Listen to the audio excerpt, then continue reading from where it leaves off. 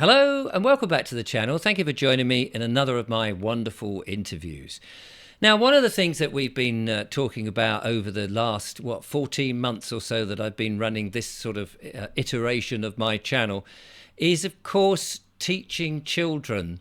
And the education system, it seems, is not the fit place for kids at the moment, mainly because the sort of curriculum has got some very nasty things in it. A lot of people are disagreeing with that, especially the sexualization of children and bringing in gentlemen dressed up as women and then doing story time in a very inappropriate fashion.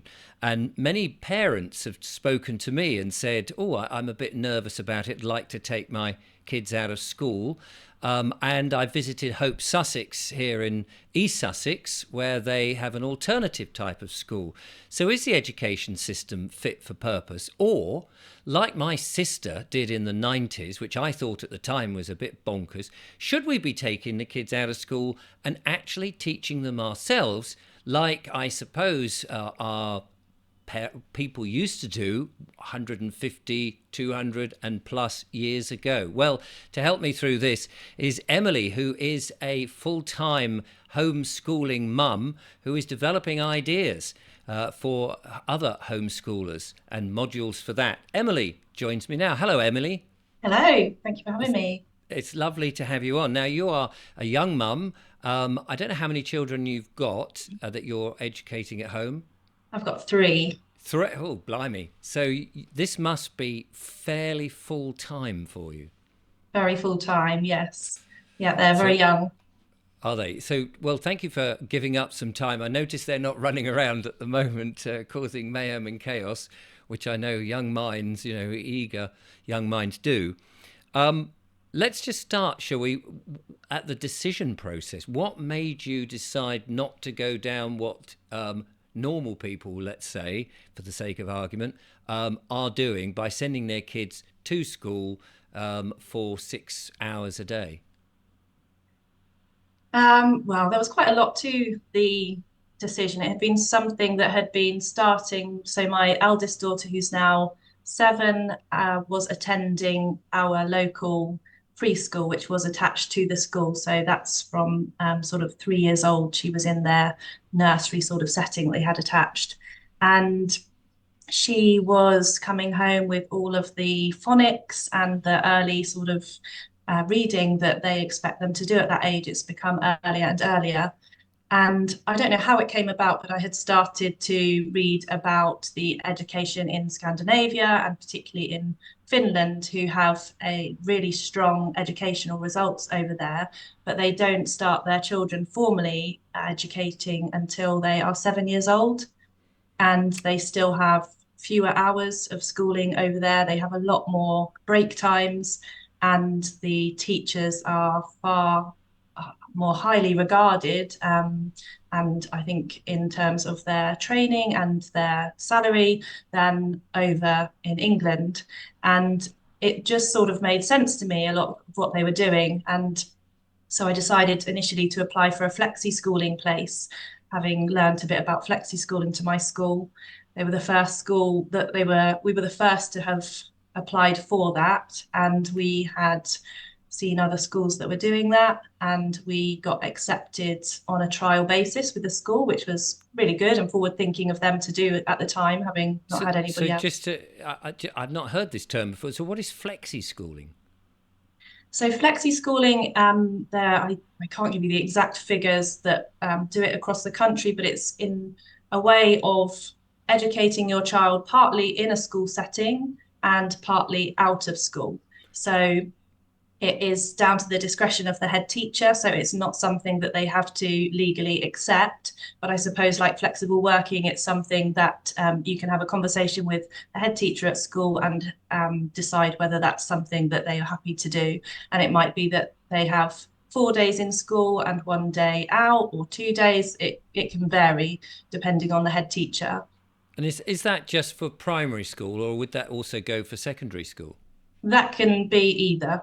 You Oh, can right. apply at either level, and I think it's more common at the moment in primary schools that they would accept that, and it doesn't have to look like school at home when they're on those days. There's arrangements with schools where the children are out and they are at a museum, or they are just having sort of a rest day, I suppose, at home, which we don't Mm. really value enough anymore. And well, we're trying to value it, but then with our Yes. children, we're still saying they need 100% records and attendance records, and rewarding them for that.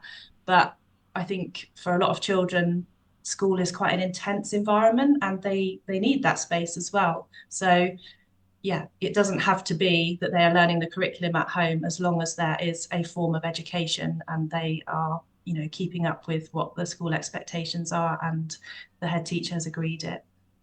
So you were doing a bit of that. So presumably you're no longer doing that. You're now full time at home with them. Yeah, so this was a decision-making process that was going through my mind and discussions with my husband during the time when the COVID pandemic came about. Right. And so that was a trigger point, really, because for my eldest daughter, she is very practical. She's a real hard grafter. She's very energetic. She likes to be moving. Everything she does, it revolves around her body. She's always cartwheeling around the room. And if I'm reading a book, she likes to be doing something. It's still going in, but she's just very physical. And it struck me really in that COVID period of being at home. Her teacher was sending home the videos, as a lot of teachers were doing, and the teacher was amazing. She was doing it alongside her daughter. It looked very engaging. But my daughter is she's always been quite wise for her years, I would say. She was really privy to anything that was dressed up as learning and something that she had to do. She just Right. knew that it was something that was being set for her. And I guess I resonated with some of that in my childhood, and she just didn't want to do any of it.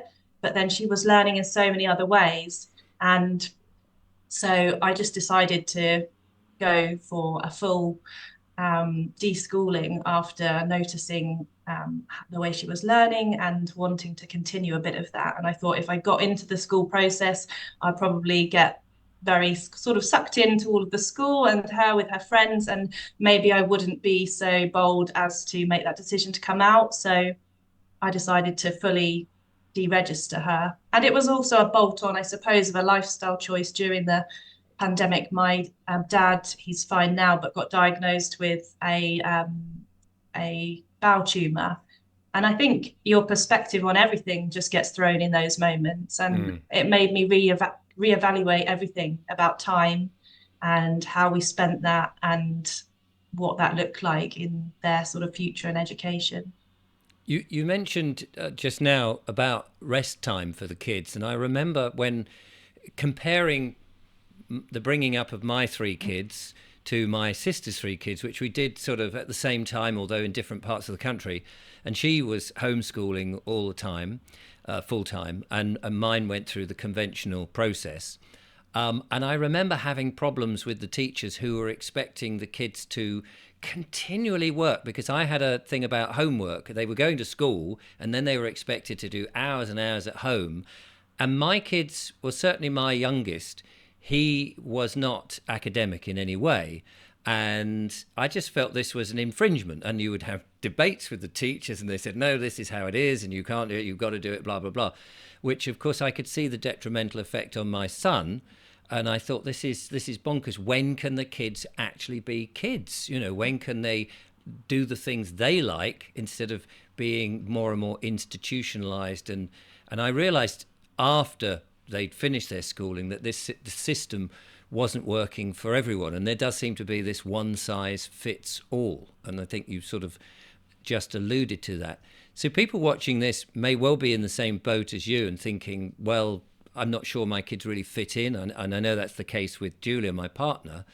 It must have been quite daunting then from the organisation side of things, or indeed work, your own personal working. I don't know whether you were working full time to take that decision, especially if you've got three of them.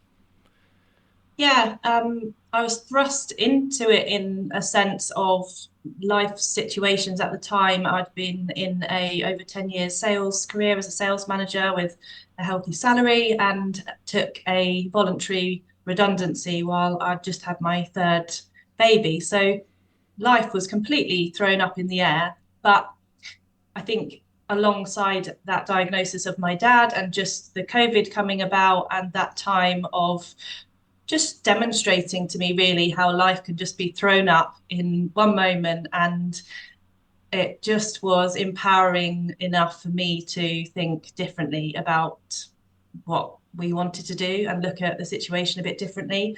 And so that's what helped. But I think it was very daunting. It was daunting up until making that decision, because you're doing something so against the grain. You're going Mm. against everything your mind's telling you is right and is normal. And I think that's the most scary part, because you're taking that whole responsibility on yourself. You're transferring it from, the responsibility of the Yes. school and the local authority onto you. And, there's plenty of people where their children go to school and they're not happy with that situation, but it feels easier to then sort of campaign for better and pass blame, so to speak. But when it's yourself, that is a different level.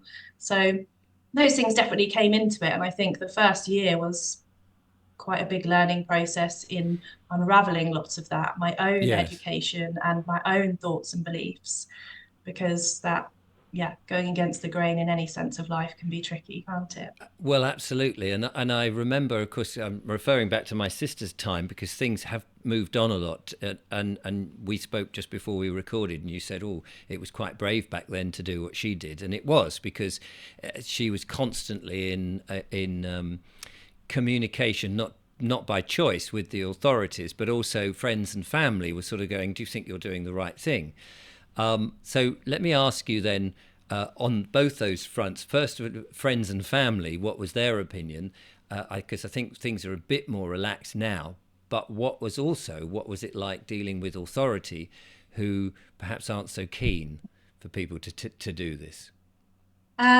So starting with friends and family, that was very different opinions. And I think because it's been such a, as I said, something that we've got used to knowing and accepting as the norm, Mm. it is very difficult for some people. Some people just haven't even gone through even considering a different way.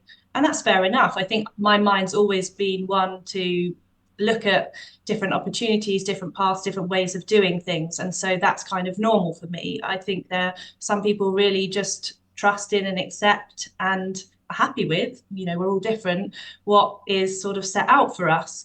And my parents definitely were ones that have struggled. I say struggled. They've been very supportive of it being our decision, but I wouldn't say they have 100% agreed with it, and still at points will sort of mention things. But they can see that we're happy, the girls are very happy, and that's what we're doing.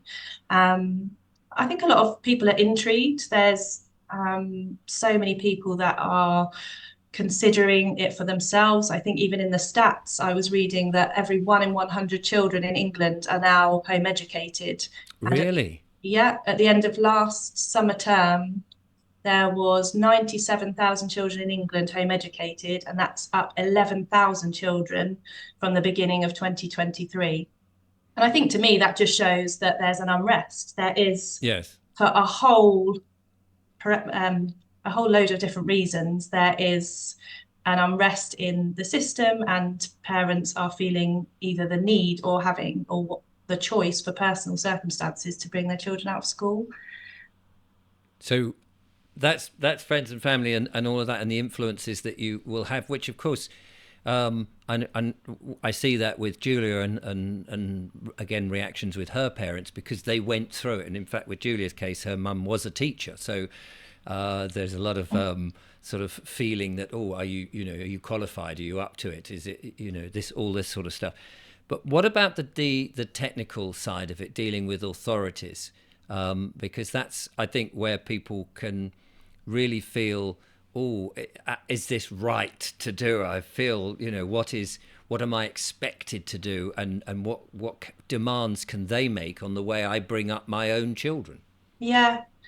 Well, school is an opt-in process. So legally, by default, if you don't apply to a school, you are by default home educating.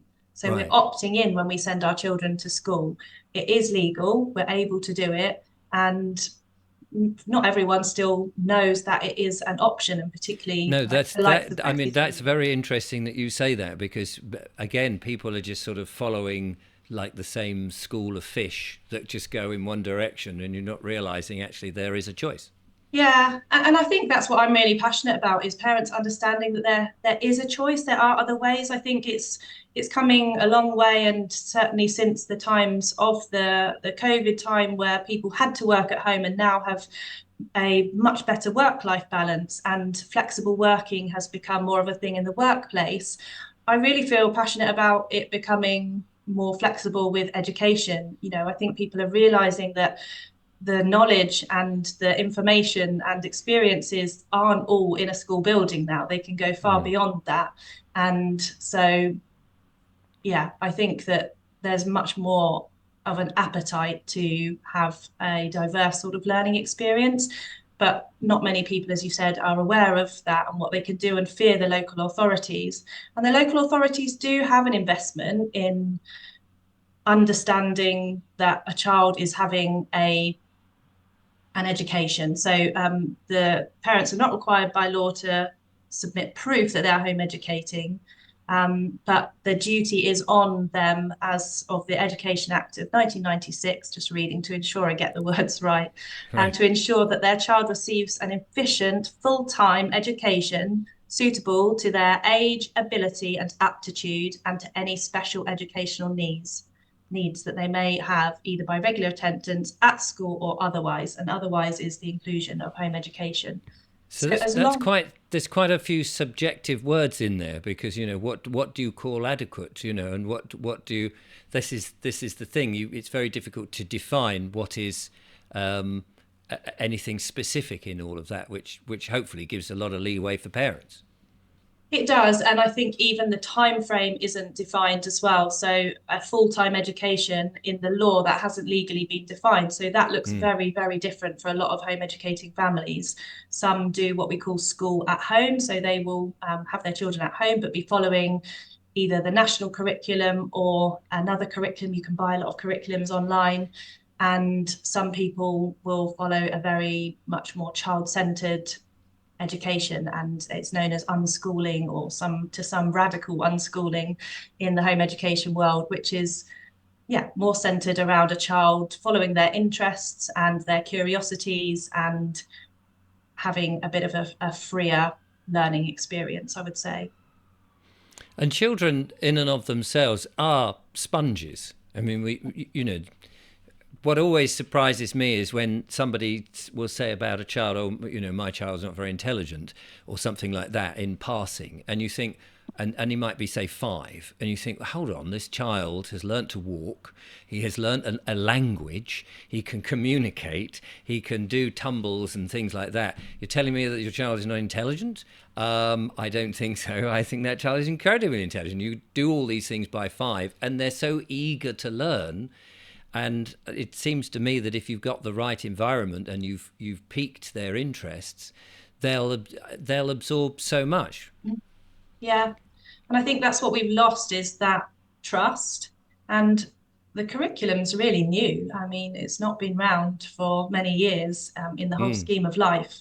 And it was brought about and for it was an equality for one, which was a positive thing for all children to have an access to education and it be at sort of a certain barometer. But I think the barometer is what's become a pressure to a lot of children and this expectation, as you mentioned before in the conversation, that we're all to be sort of the same. And yes. that is really goes against, I think, a lot of what we're learning. I think it's counterintuitive to a lot of the knowledge that we now have about psychology, about people, about how we tick, about how the brain works. And there's so much still that we don't know, which is what fascinates me. We're only just at the on the cusp of learning about our brains and neurotransmitters and our synapses and how everything works and fires in our brain and our memory retention. We're only Mm. just on the very cusp of learning some of these things that people are putting into place. So we have built an education system around what was known then. And there are little tweaks, but not huge amounts have changed. And I think what we're seeing with a lot of families and a lot of reasons why people are bringing their children out of school is it's just not serving a lot of children and particular personalities, children that do need a lot more movement. They learn more practically with lots of hands-on experiences where schools just don't have the resources and funds to implement those. And those are the things that we can do in home education. With our girls, we have groups of other home educating families, and they were making poo the other week and, doing the digestive system and, Right. very, very messy experiment, but bringing things to life, going out into the garden then, and with string, we're measuring the gut and we're making blood, we're making brains, and trying to make these really immersive experiences for our brain, because I think this is something I research quite a lot as well. And it needs to be a really kind of, there's so many factors of the brain that we need to light and fire in order to get our memory to stick, because most of the things we learn within the next hour, 50% we've It's already just, forgotten, and that yes. peters off really quickly as well when we're not using it or we're not engaged with it. And the whole idea of doing these assessments, we're binge learning them and then we've forgotten them.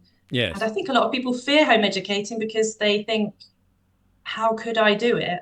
And how could I educate my child? And I think the reason that we think that is because a lot of these things haven't stuck. Most parents can't help their children with their homework because it's gone from their memory. Yeah. They've been through all of these years of schooling, and most of it has left our brains because it can only retain certain information. So would you say that you're learning with the child then, as you as whatever it is the subject that you've decided to pick on or that the child is interested in, you're learning with them. The discovery is a together thing rather than I know this, I'm telling you how this is.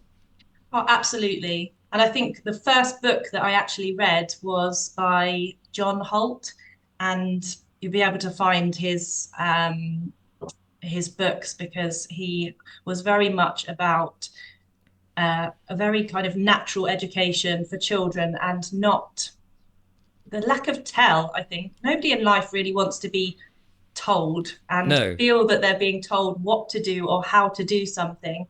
And so much of his style that was in the book that I first read was just about showing curiosity yourself, setting something up and maybe starting something yourself, but not instigating it as a lesson, saying, right, kids, this is what we're going to learn today. Just start knitting, start Mm. reading, model the things that you believe that would be of interest to a child, and they will gravitate and they come and they're more interested then by what you're doing when you're cooking or baking. You see it with toddlers from the very beginning.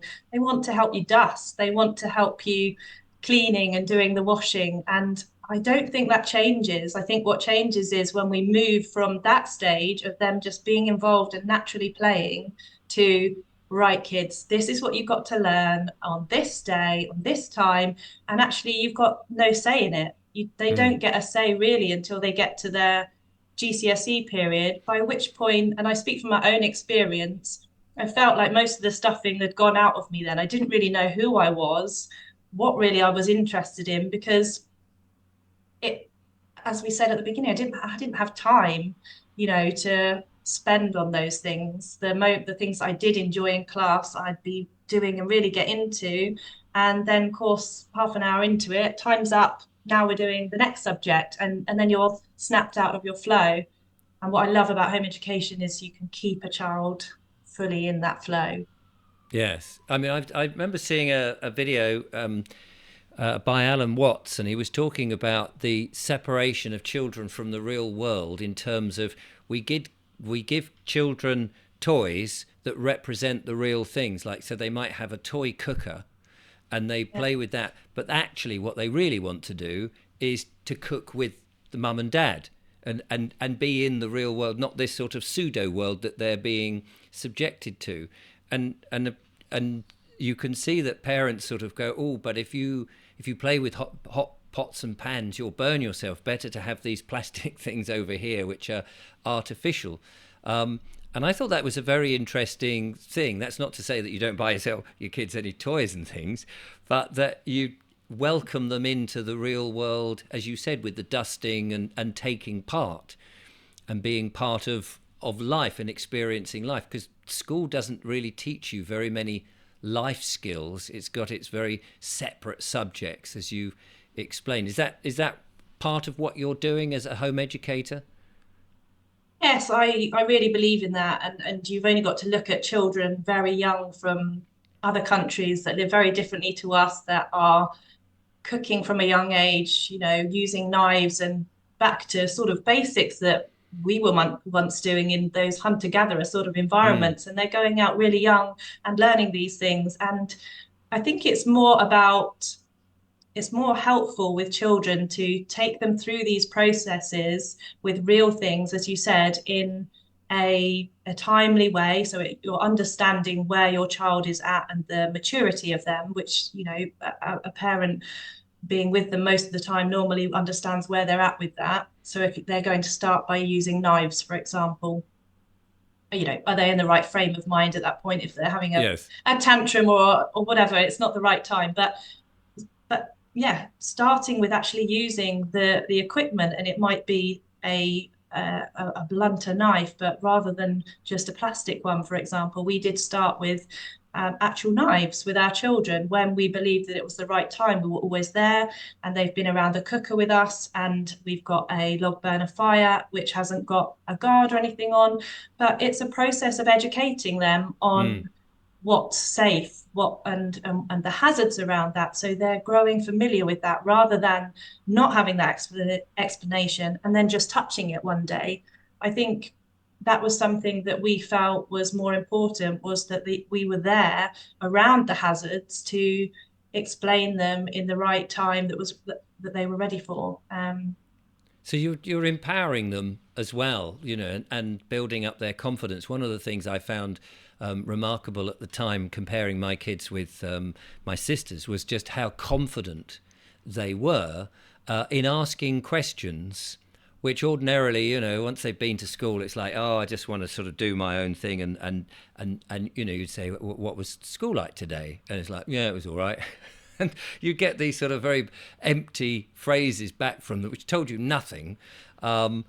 Whereas my sister's children at the time would be much more engaging and would tell you all sorts of things about what they'd learnt.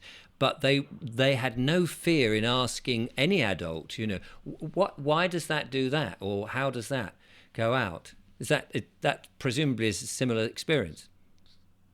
Think so. And I mean, let's be real, children still have those moments, and it's all dependent on personality as well. I've got three children, but because my youngest is only three, we're just getting her personality unfolding. Right. But for my 7-year-old and my 6-year-old are very different. I've got quite an extroverted 7-year-old who will and can articulate her feelings quite well, and I've got quite an introverted 6-year-old who very much lives in her mind. So if you ask her a question, you'll probably get a lot less than you would get from Right. a 7-year-old. So I think that is based a lot on the child as well. But I do think what people notice from bringing children out of school, there's this what you call a deschooling process that you go through. So you're unlearning things that they have become accustomed to in school by the nature. And I understand this.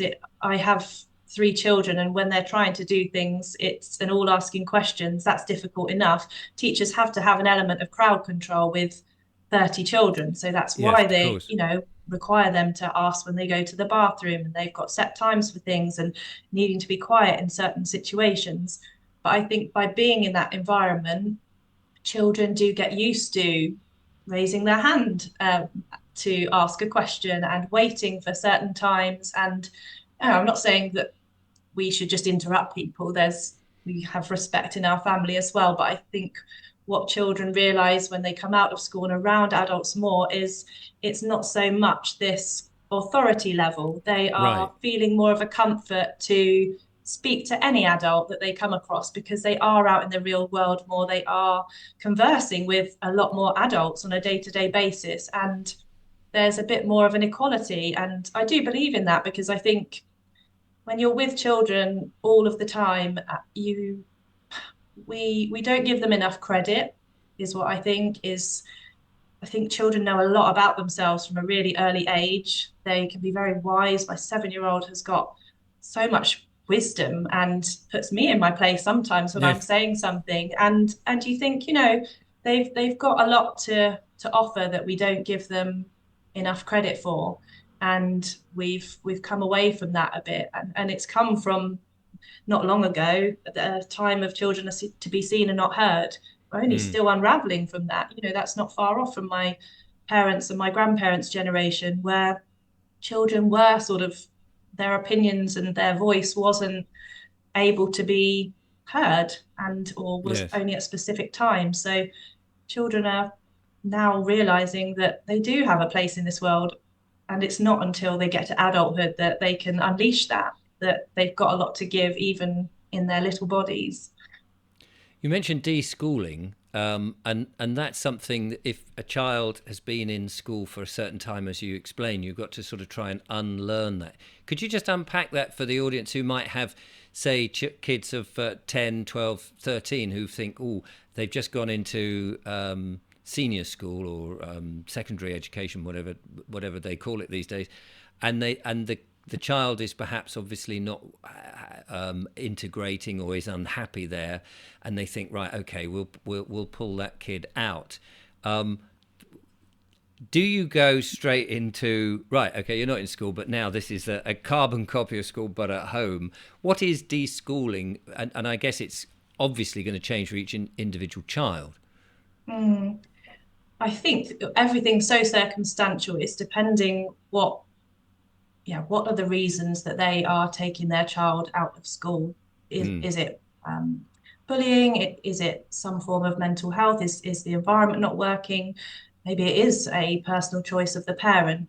And what are they looking to?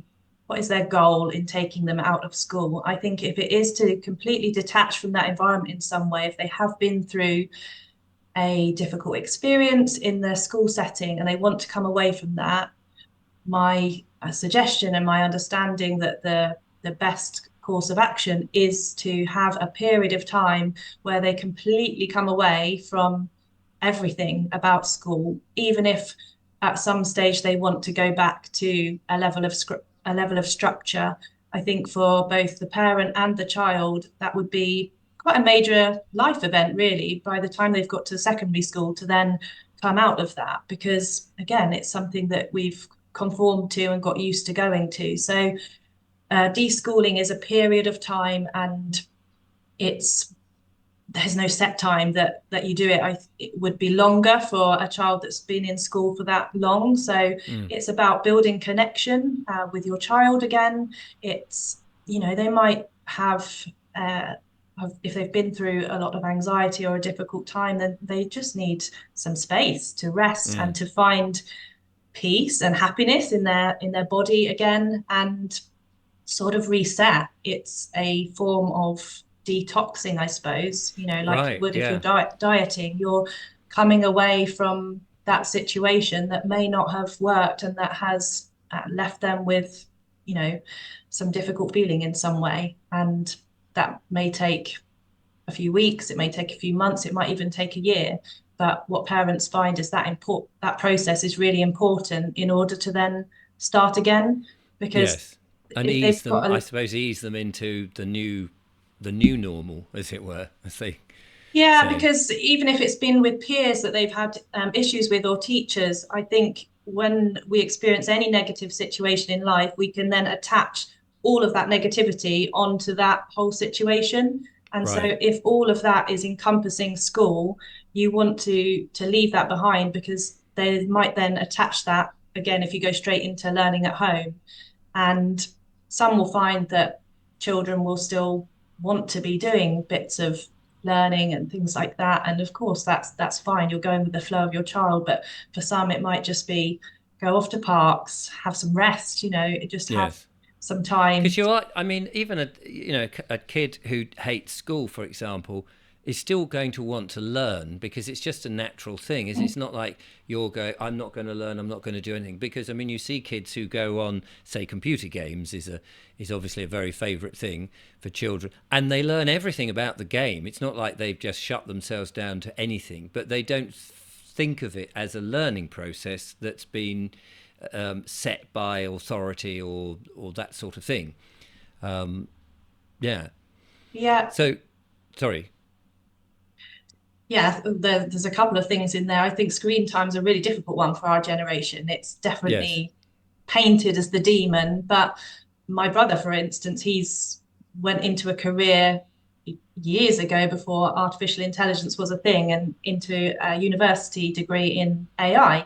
And he was always really interested in computer games from a young age, but he was also then a very fluent reader because he was reading all of the games magazines, Yeah.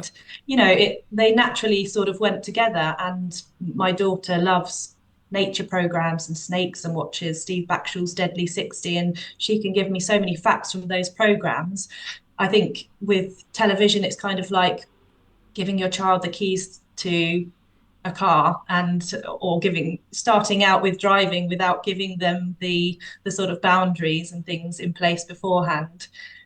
you there's a lot of rubbish out there, isn't there? And I think you Yes. can still set boundaries around those things, but there's also a lot of good that you can learn from screens and Yes. all different parts of life. It's not, as you said, a 9 to 3 education.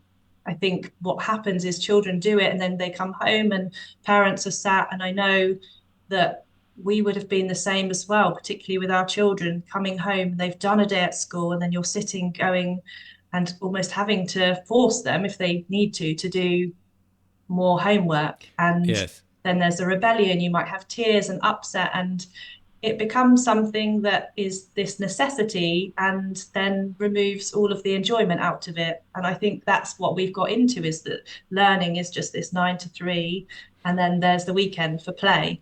And really, Yes. they don't need to be separate. No, no, that's right. You're learning by default, and if you can enjoy yourself, you're going to learn a hell of a lot more. Yeah.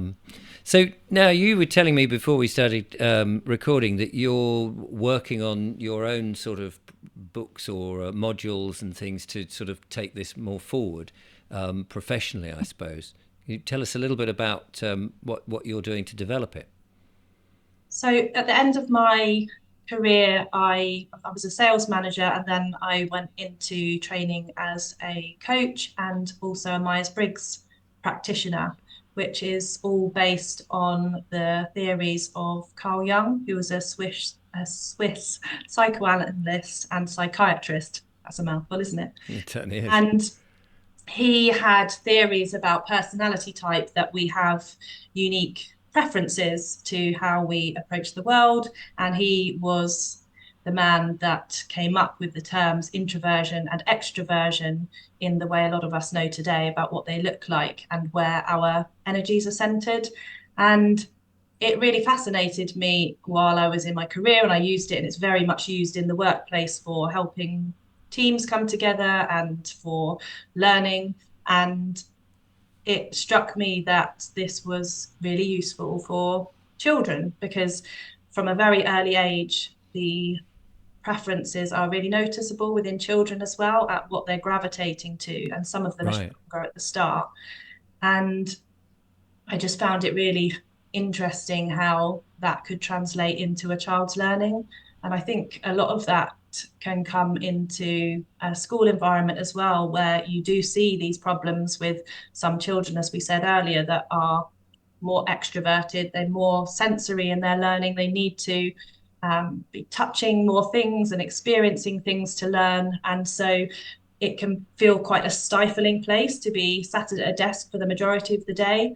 Or if you have a very introverted child, for example, that is in a classroom setting, and they may be very academic, they may really enjoy the structure, they may feel a stability in the way a school is set out and enjoy the academic side of it, but actually being in a class with 30 children, the stimulation throughout the day, can be really difficult for a child as well. And then what you find is some children like that in both of the scenarios come home and they have, I think it's called after school restraint or collapse, where they are just sort of letting all of these emotions out, where they've held themselves up all day to kind of Right. be this person that they should be, and being sort of obedient and everything that they feel they need to be at school. And then they're letting loose at home because that's where they feel that they are safe and can sort of be themselves. And I Um, suppose the parents don't see that. They don't see how the child is then at school because they're only seeing them at home and don't see the two different personality traits. yeah, yeah. And I think if we're one personality, we can also find it quite hard to understand our child's personality. So if you're an extroverted parent and you've got a very introverted child, it can feel a bit strange if you've grown up going to all the parties, really enjoying Yeah, yeah. school, to then have this child who's a bit Doesn't nervous. want You to. know, they don't want to get involved. They only like to have one or two friends and only go to a few social engagements. And I think the tendency is that we think, you know, we're in this social society, you should be doing more, you should be getting involved in these things. But for a lot of children that can be quite stressful. That's too much and it's an overwhelm, and then of course that impacts their learning, because Mm. if there's any stress and you're not happy, you're much less likely to learn and engage with what you're doing. So I think, yeah, it's really, really a useful tool to help parents and teachers understand these different personality types. I mean, there's elements schools, I don't want any of what I say ever to sort of be feel like I'm bad mouthing or going against teachers. Interestingly, a lot of teachers are home educators because, and a lot of my friends that home educate have been teachers or are still teachers because they've been in the school setting and they haven't liked what they've seen, but they are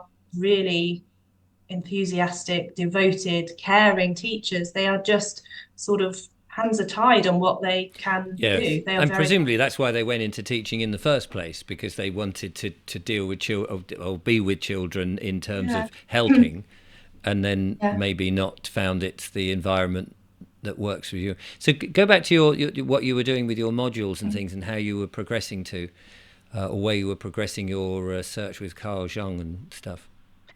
So what I have developed is, from the research and my knowledge, is a questionnaire that parents can fill out online.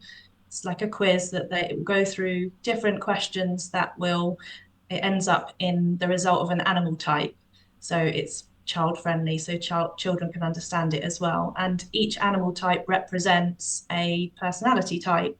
And the parent is able, once they've completed the quiz and got the animal type, to then be able to download an ebook which goes through connecting with their child's learning styles, potential challenges, and also what they might expect from a child of that personality type into the future, with careers and progression and things that they might come up against. And for most people that have read it, quite a few people have got quite emotional about it, actually, because I think it's been something that's, they've read it and they've really just felt like it's been reading about their child, and some of the things have Wow. resonated. And that's what's really helpful sometimes, is just to be able to take some time back and actually think about who we are, because I think with school we do just go into this mode of who we should be. We've got to hit this barometer, we've got to hit it Mm. at this point, and then we're taking all of the kind of personality and individuality away from us. And we end up focusing on all of the things that we need to be by a certain time instead of who we are. Then we spit out at the end. And again, speaking from experience, who am I? I'm more thinking, oh, well, I wasn't good at maths. I was good at this, wasn't good at that. We're just in this sort of compare culture rather than really understanding, what are my skills? What are my talents? How do I apply them? And for me, I think that's crucial for children to actually understand that, especially in the world we're in now, because knowledge once was power, but I don't think it is so much now. Knowledge, we've got Chat GPT out there that in a few seconds you can type most things and it will give you all of the the answers. And that's not to say we don't learn. We can layer lots of different. Well, I mean, that's an interesting thing because I suppose when the internet first started to come in, people were worried that all the homework would be done with, and you could see it being, various, especially at university, people would be copying other people's dissertations and just pasting them in and say, well, I've done the work, and there it is. And does things like the AI, which can now write your thesis on this, that, and the other for you, does that take away your brain power to develop? Well, this is the unknown. I think it's Mm. not a question that I can specifically answer with any knowing. I think we're all in this sort of transition period of what is AI going to do and how it's it going to affect us. And I don't know whether this will all go backwards on your screen, but this was a really interesting book called The Human Edge, and it is by Greg Orme, and it's how curiosity and creativity are your superpowers in the digital economy. Ah.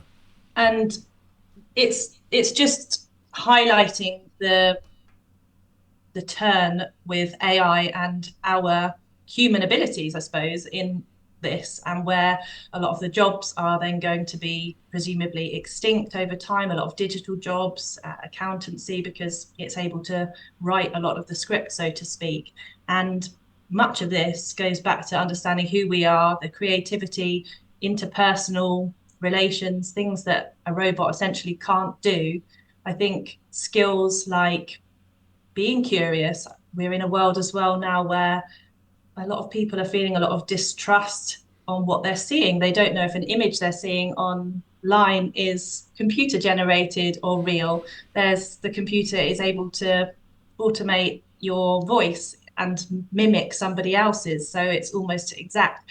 I think we need to understand, and our children are needing now in this age to really learn to question what they're Mm. learning, whereas they've been in a time where they have been accepting and it's been about just memorizing what they're learning. And Yes. now it's more about being curious, having your own beliefs, dissecting the information that you're given and weighing it up. And those are Right. skills. Yeah, no, I was going to say because that's something that the old textbooks would tell you how it was, and we believed it because it was in black and white and printed in a book. Yeah. Now it's about evaluating the myriad of information that we're being thrust with, particularly online, of course. And so it must be challenging for a parent trying to bring a child up in this ever fast IT world of information. So I was going to ask you, what about the things like qualifications? I mean, we're going. I mean, I suppose in many ways we're looking at the old model of what's expected of us as we go into this new world in which perhaps qualifications don't mean so much if you can just type. If you know how to operate the machines now or the AI, you won't necessarily need to have a degree in something as long as you know how to get to the answer. But presumably there is still the pressure to get certain qualifications so that employment can be achieved from the result of home education. Yes, and you can still access all of that if you are a home educator. So children can still take GCSEs, A levels, they can still go to universities and colleges. None of that is unavailable if you're home Mm. educated.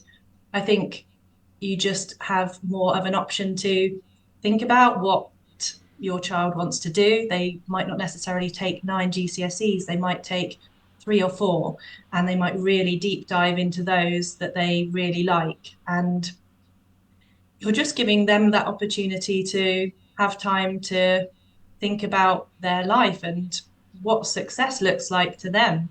Everybody's different as well. I think we've got this success mark of getting a very top job. It's always talked about doctors and lawyers, and which are of course very good jobs and command high salaries, but then lots of stress comes with them. They're very time consuming jobs, and not everyone sets out to achieve that. Some people Mm. just want to, someone might want to just live in a yurt or on a barge on the river and have a very kind of low profile life. So Sounds perfect for me, I have to Yeah. say.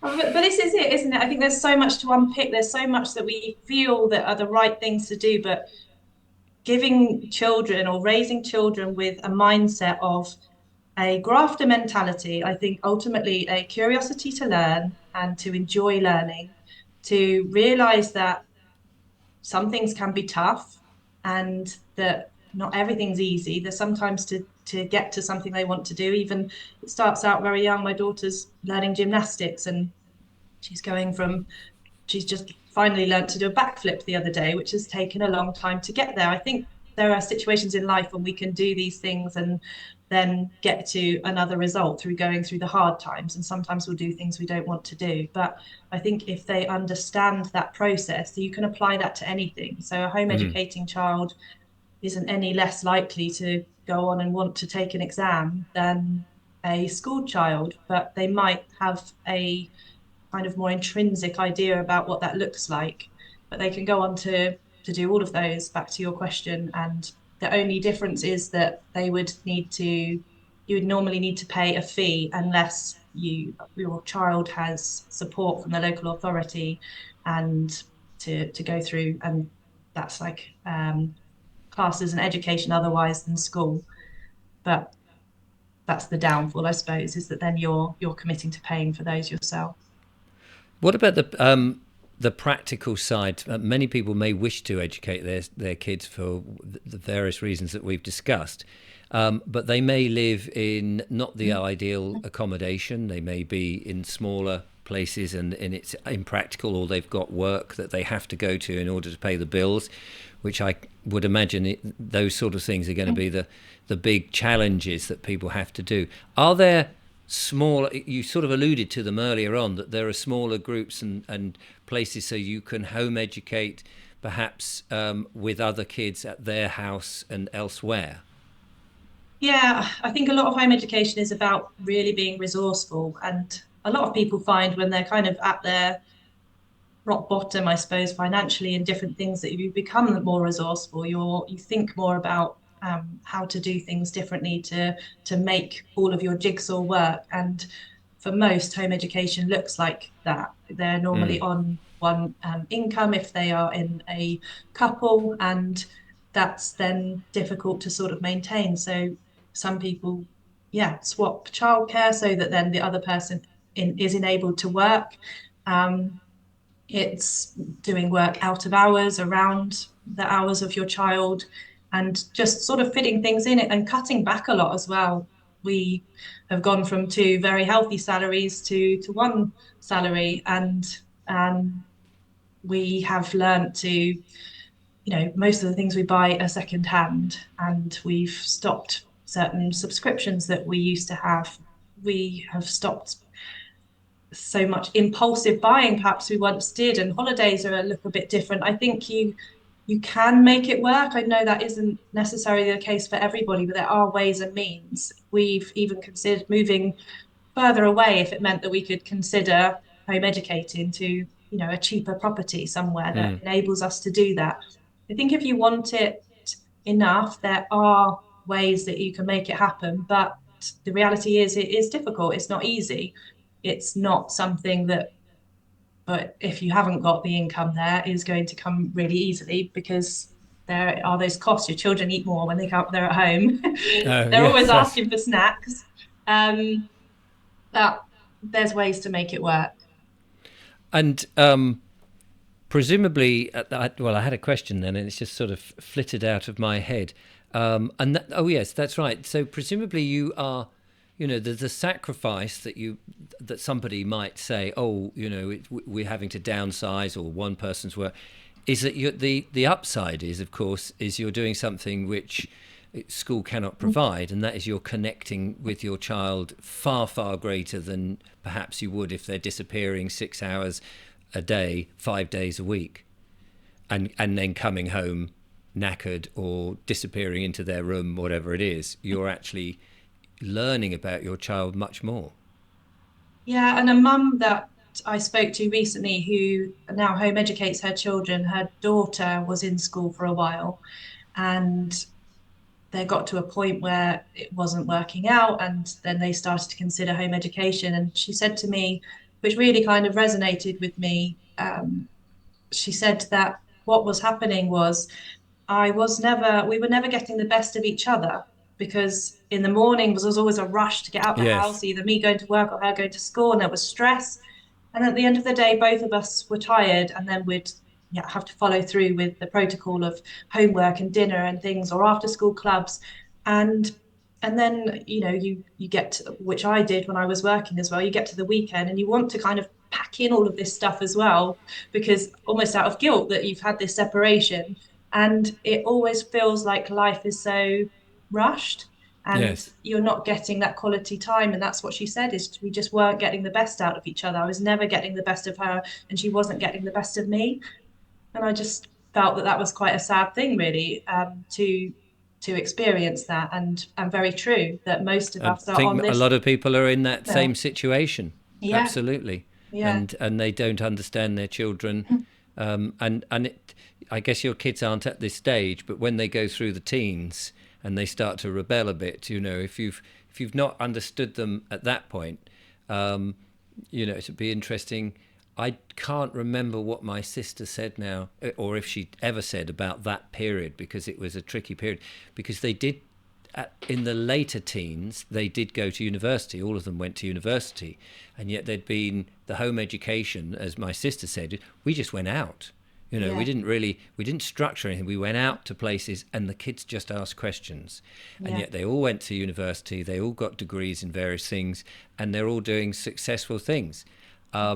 And that was in the 90s, when it was all frowned upon a lot. Whereas I think people are much more open to things these days, as we've seen what it's like to be at home with your kids when we were all locked down in 2020. yeah. And I suppose some people have found that difficult and may have put them off, and some people have found that incredibly rewarding. Yeah. Well, it So, can it can be claustrophobic if there are days, like everybody has, where there's some days that it's intense, and then you have the happy moments just all, want to all get throughout the day, away. peaks and troughs.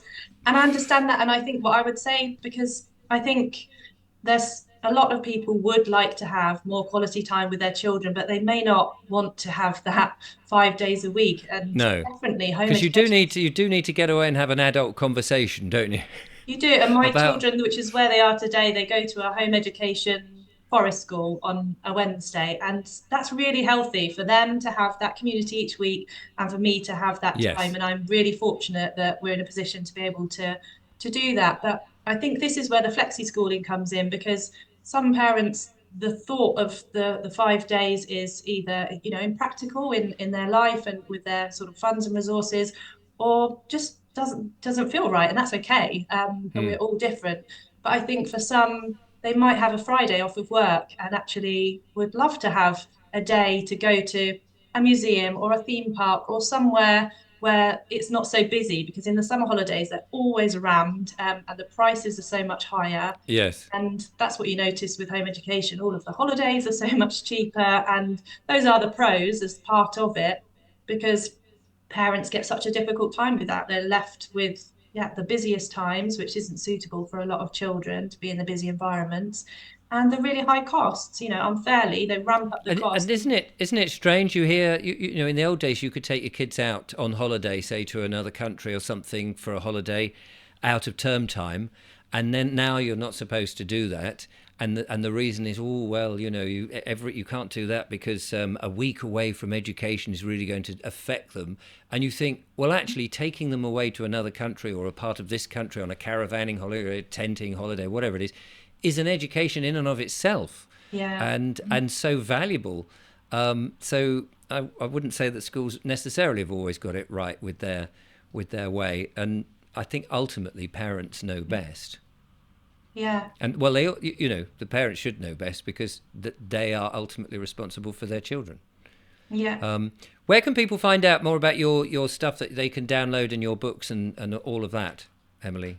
So I've got a website called madetobeme.co.uk, Made to be me.co.uk. I will put the link in the description and that so will have people my can. blog on there, and that's got the quiz that you can go and complete, which is the questionnaire about your child.